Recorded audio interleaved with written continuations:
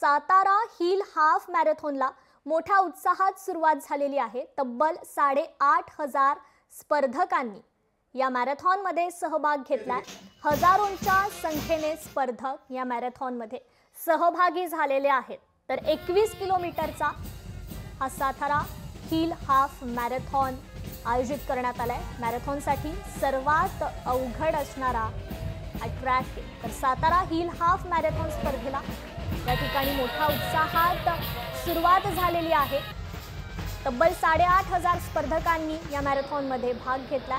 Police कवायत मैदानापासून तालीम संघामार्गे यवतेश्वर घाट, प्रकृती रिसॉर्ट आणि परत पोलीस कवायत मैदान असा या मॅरेथॉनचा मार्ग ठेवण्यात आलाय। तर राज्यासह देशात हाफ मॅरेथॉनसाठीचा सर्वात अवघड असा समजला जाणारा ट्रॅक तो म्हणजे साताऱ्यातील 21 किलोमीटरचा सातारा हिल हाफ मॅरेथॉनचा हा ट्रॅक आहे। तेथीलच आढावा घेतलाय आमचे प्रतिनिधी इम्तियाज मुजावर यांनी। संपूर्ण देशामध्ये प्रसिद्ध असणाऱ्या साताराच्या हिल मॅरेथॉन स्पर्धेचा शुभारंभ झालेला आहे आणि या शुभारंभामध्ये तब्बल 8,000 मॅरेथॉन या स्पर्धेमध्ये सहभाग झालेला असल्याचं आपल्याला पाहावयास मिळतोय।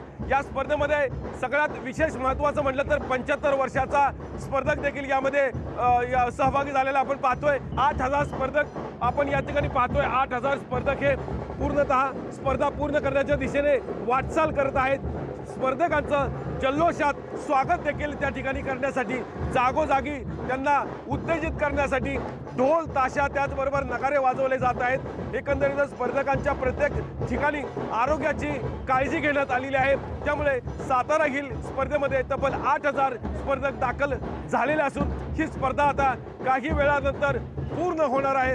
या स्पर्धेला पूर्ण करण्याच्या दृष्टिकोनातून संपूर्ण 21 किलोमीटर हा परिसर आहे। या 21 किलोमीटर परिसरातून संपूर्ण या ठिकाणी ही स्पर्धा पार पडते। कॅमेरामन वसीमसह इम्तियाज मुजावर, लोकशाही मराठी, सातारा।